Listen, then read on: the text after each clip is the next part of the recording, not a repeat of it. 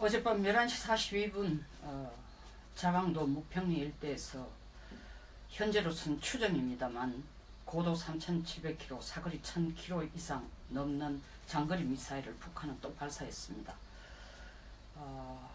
올해 들어 11번째입니다.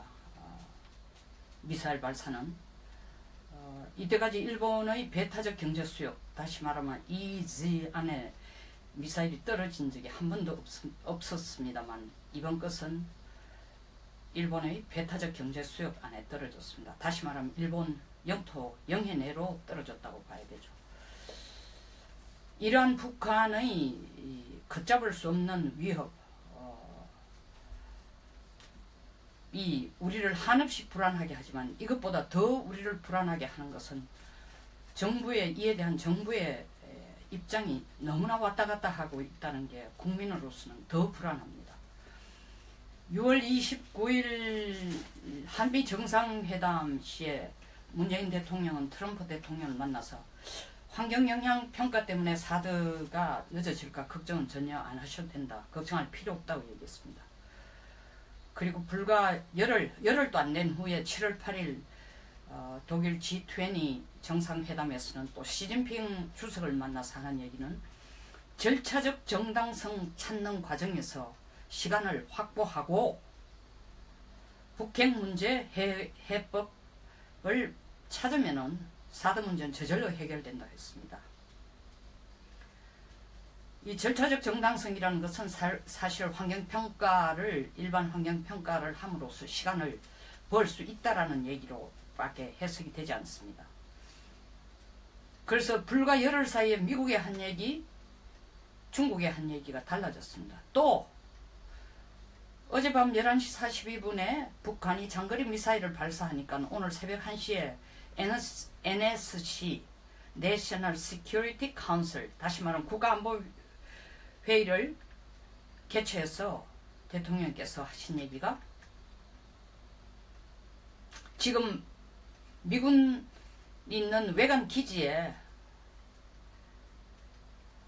창고에 넣어놓고 있는 사드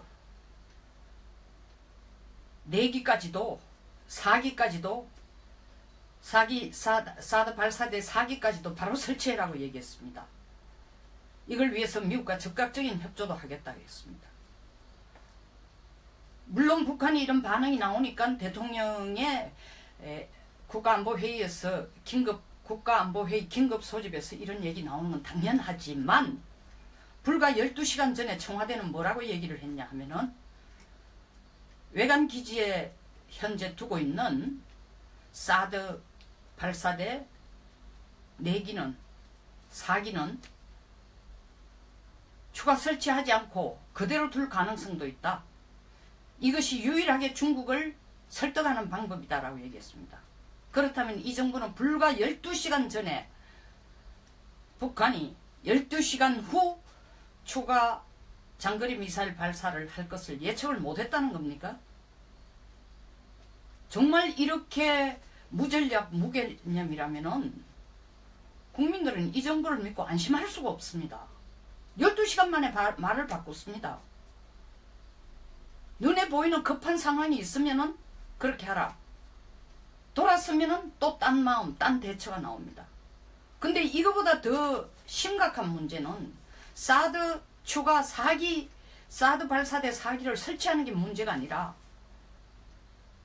정말 대통령이 이걸 진심으로 국가안보회의에서 얘기를 했다면은 며칠 전에 한 소위 말하는 시도한 사드 전자파에 실사를 하기 위해서 나갔다가 투쟁위원회, 성주 사드 반대 투쟁위원회, 김천 사드 반대 투쟁위원회가 막으니까 아무것도 못하고 되돌아왔습니다. 정말 대통령이 이걸 진심으로 얘기한다면 4기 추가 배치를 하자고 얘기한다면 가장 먼저 해야 될 일이 이 투쟁위원회들이 막아서서 기지에 기름도 공급을 못하고 육로를 못하니까 지금 헬기로 갖다 나르고 있습니다. 대명천지에 세계에 이런 나라가 어디 있겠습니까? 그리고 투쟁위원회가 반대한다고 말 한마디 안 하고 좋은 게 좋다는 식으로 불필요한 분쟁을 일으키는 건 바람직하지 않다 하고 돌아서는 국방부. 전 세계 국방부가 이런 국방부 어디 있습니까? 그러나 국방부를 나무랄 수 없습니다. 대통령이 나서서 해주셔야 됩니다. 이것은 투쟁위원회에게 국가 안보를 위해 국가 안보에 거슬리는 행동을 하는 것은 이념과 집단과 성격과 규모 관계없이 무조건 엄벌에 처한다라는 대통령의 명령 한마디면 됩니다. 지시 한마디면 되는 겁니다. 대통령의 지시 하나로 원전 공론화위원회도 만들었습니다. 법적 근거도 없고 그럼에도 불구하고 만들었습니다. 대한민국의 전력 문제를 검토하겠다는 걸 대통령이 그냥 하루아침에 얘기를 하고 8명을 구성을 해가 그것도 소위 말하는 원전 전문가 한 명도 안 넣고 이게 법적으로 유효하니 안 하니 지금 나라 전체가 난리가 났습니다. 아니 그렇다면 왜 투쟁위원회? 이것은 국가 안보에 위배되는 행위다. 이적행위다. 왜 얘기 못합니까? 아무도 지금 할 수 없습니다. 국방부도 계속 청와대의 눈치를 보고 있는 거죠.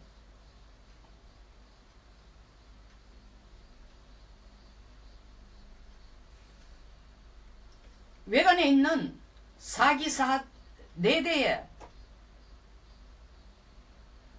사드 발사대를 두고 국방부는 뭐라고 얘기했습니까? 조속한 시일 내에 국가 안보를 위해서 설치하겠다. 기자들이 물었습니다. 그럼 이 영향평가, 일반 환경영향평가는 어떻게 할 것인가? 답이 없어요. 답을 몰라서 안 하는 거 아닙니다. 대통령 눈치만 보고 있는 겁니다. 제발 이 투쟁위원회에 대해서 대통령이 어떤 결단을 내려주십시오예요.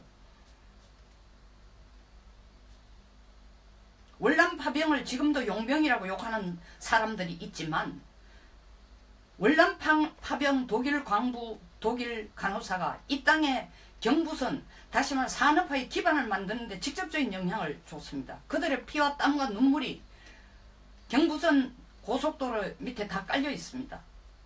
그러나 이 파병을 용병이라고 반대하는 무리들은 70년대도 있었습니다. 60년대 말에도 있었습니다. 지금만 민주화 아닙니다. 온 나라가 일어나서 국회까지 반대하고 있는 것을 박정희 대통령이 직접 국회로 와서 설득합니다. 대통령은 대통령 역할 중에 여러 가지가 있잖아요. 행정부의 수반이기도 하지만 군 통수권자입니다. 다시 말하면 군을 총괄해서 끌고 가는 우두머리라는 얘기입니다. 국방부가 사드를 배치해야 되고 한미 정상회담에서 찬성을 했고 더 이상 사드에 대해서는 사드 배치에 대해서는 바꾸질 않겠다. 철회하지 않겠다. 라고 대통령께서도 얘기하고 특사로 간 이해찬 민주당 의원도 중국 가서도 같은 얘기를 했습니다. 그래 놔놓고 또 돌아서 딴 얘기합니다. 딴 얘기뿐만 아니라 그걸 하도록 바꾸지 않겠다고 했으면 조속한 내에 배치되도록 도와줘야 됩니다. 그 역할을 지금 안 하고 있습니다. 프랑스 마카롱 대통령이 불과 2달 전에 센세이셔널한 바람을 일으켜서 나이 40도 안 된 대통령이 64%의 지지를 받고 대통령이 됐습니다. 그런데 불과 2개월 만에 42%로 지금 떨어지고 있습니다. 여러 가지 이유가 있겠지만 그 스타일이 너무 물론 그게 전진당이니까 그렇지만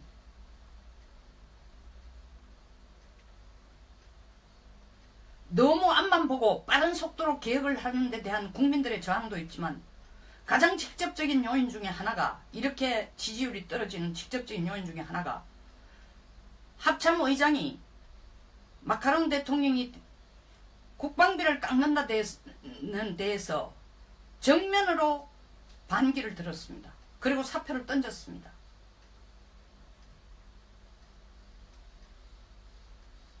그 메아리가 어디로 갔습니까? 합참의장은 사표를 던졌는지 몰라도 국민들에게 대통령의 태도가 옳지 않다라는 것으로 국민들이 돌아서고 있습니다. 국민들의 마음을 대통령은 사지 못하고 합참의장의 말에 국민들이 생각을 실어주고 있다는 겁니다.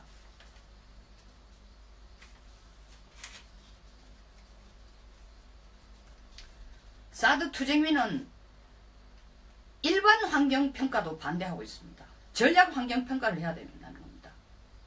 왜냐하면 일반 환경평가를 한다는 것은 사드 배치가 불법적인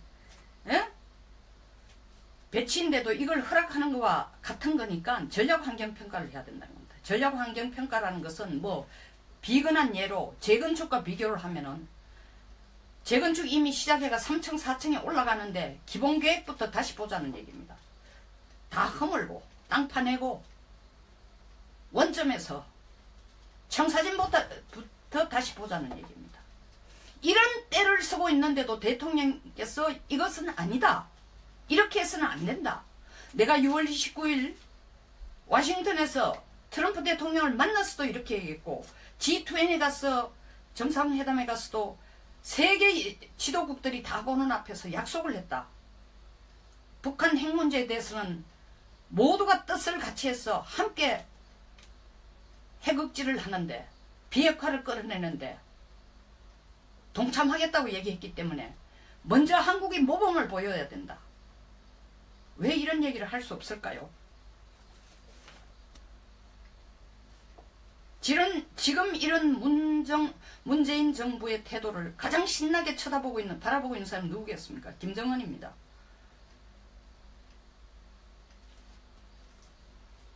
이 행정도를 어쩌면 물러보고 있을지도 모릅니다. 그런 김정은이 논리적으로 보면 당연할지도 모릅니다. 마구 주물일 수 있다고까지 생각하고 있습니다. 안하무인입니다. 그런데도 우리는 꿇어앉아서 계속 북한에게 추파를 보내고 있습니다. 한 번만 만나주라고.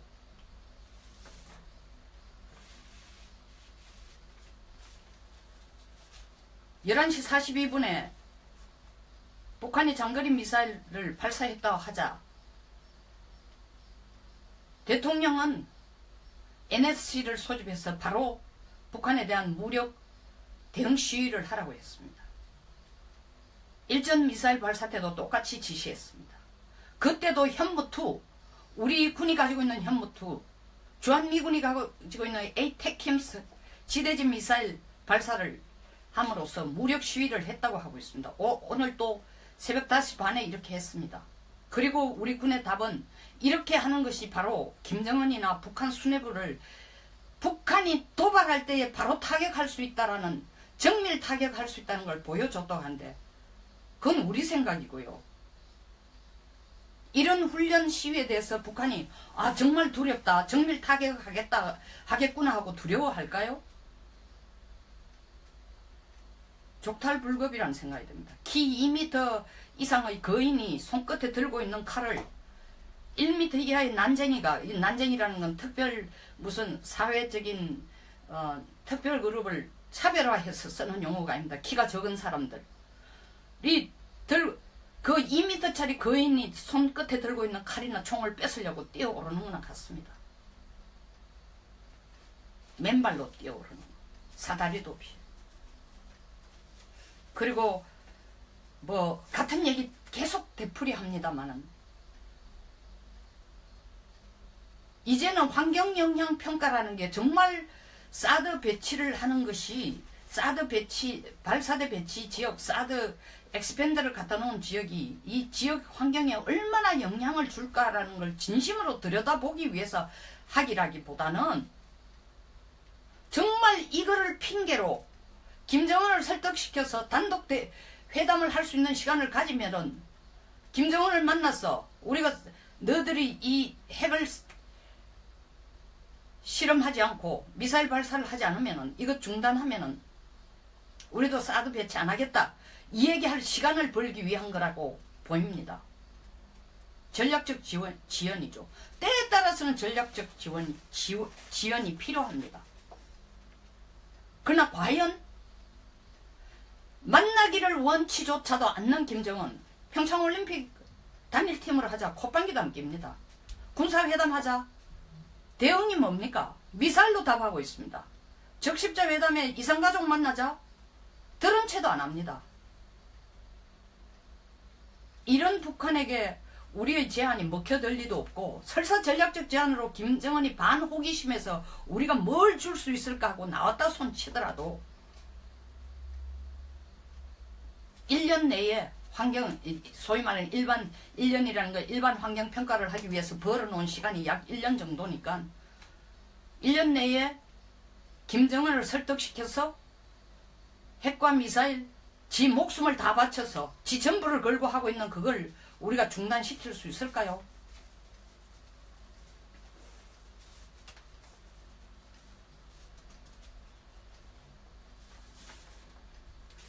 이제 공론위 문제 한번 봅시다. 어제는 공론위가 비밀 회담을 하고 비밀 좌담회를 하고 엘리베이터를 타고 내려오는 걸 사진 기자가 찍었습니다.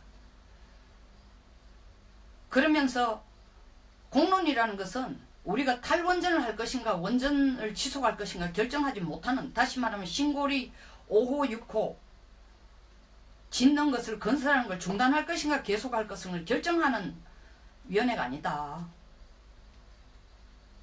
우리는 공론만 듣겠다라는 거다 라고 얘기해놓고 딱 하루 만에 말을 바꾸었습니다.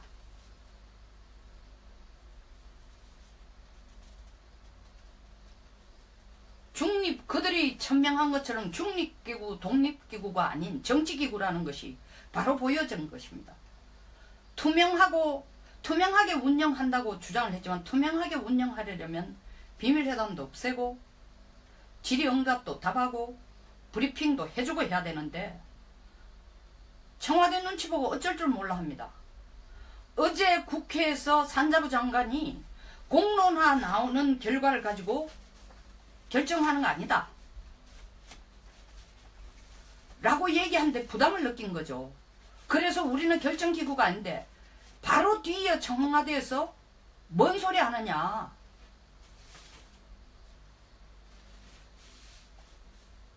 너들이 결정하는 것을 따라서 정부는 그걸 온전하게 받아들일 거다라는 얘기를 한 거죠. 얘기가 아니고 사실 압력이죠. 알아서 긴 겁니다. 바로 말을 바꿨습니다.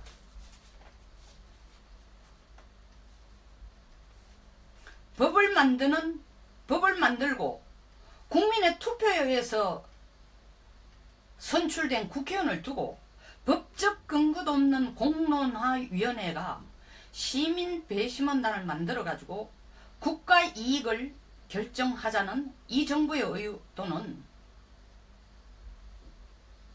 실제로 이 문제가 잘못됐을 경우에 공론화에게 책임을 다 돌리자라는 공던지기입니다. 지금 누가 책임져야 돼요? 말은 정부가 다 책임진다고 하고 있습니다만은, 이러니까 정작 임명된 공론화위원회도 자기 역할 범위를 몰라요. 정확하게 파악하지 못하고 왔다 갔다 하고 있습니다. 청와대 눈치 보고.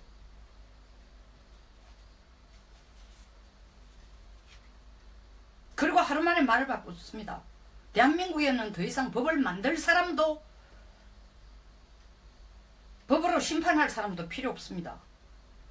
국민만 볼모가 된 상태입니다. 다음 국회 한번 볼까요? 국회는 이제야 정신이 드는 모양입니다. 그래도 아직 문제를 제대로 인식하고 하는 얘기는 아닌 것 같습니다. 원전 중단 논의의 법을 만들고 국민의 이익을 대표하는 국회에서 논의해야 한다는 것을 이제 제안하고 있습니다.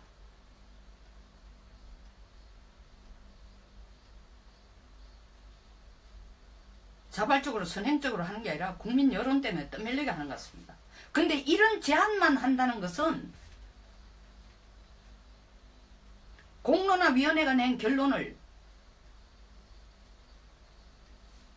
이런 제안만 한다는 건 어떻게 보면 정치적인 쇼처럼 보일 수밖에 없습니다. 공론화위원회가 만든 결과를 배심원단에게 넘기기 전에, 아니면 공론화위원회는 공론화위원회대로 국민의 공론을 들어보는 기간에 불과하고, 동시에 공론화위원회가 수집한 3개월에 걸쳐 수집한 공론을 국회가 먼저 받아서, 배심원단이 결정하기 전에 먼저 받아서 그것을 기반으로 원전 문제를 논의를 해야 됩니다. 말 그대로 공론화위원회는 참고사항으로, 국민 여론을 듣는 참고사항으로 이용해야 됩니다.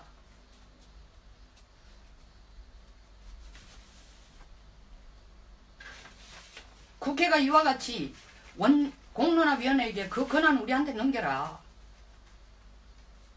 그 공 뺏어오는 데만 급급해서 안 됩니다. 국회는 먼저 대체에너지나 신재생에너지 수급 방안, 그리고 예산은 어디에 나올 것이며 어떤 계획에 의해서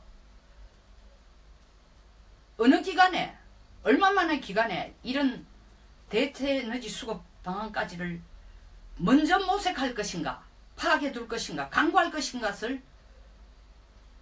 것인가에 대한 조사나 연구를 국회가 먼저 선행을 해야 됩니다. 그리고 이에 대한 법안을 먼저 만들어야 됩니다. 신재생 에너지에 대한 법안. 그리고 예산 확보에 대한 계획도 국민들에게 내놔야 됩니다.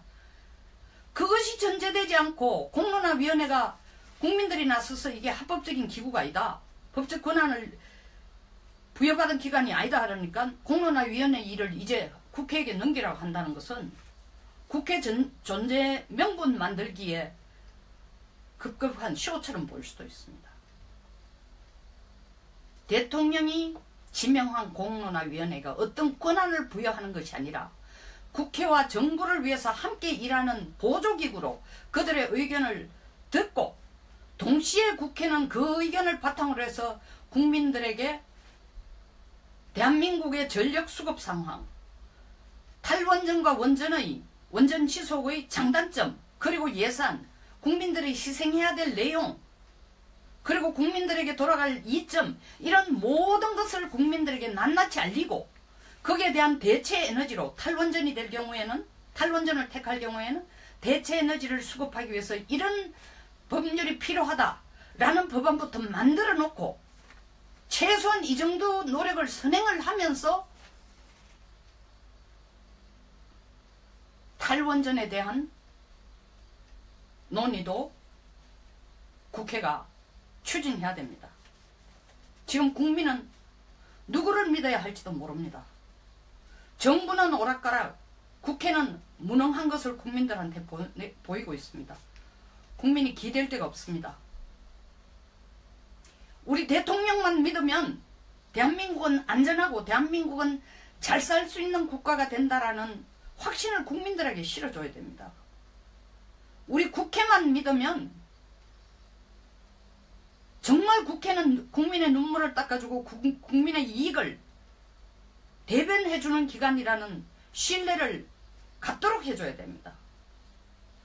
제발 국민이 안심하고 기댈 수가 있는 데가 있도록 만들어 주시기 바랍니다.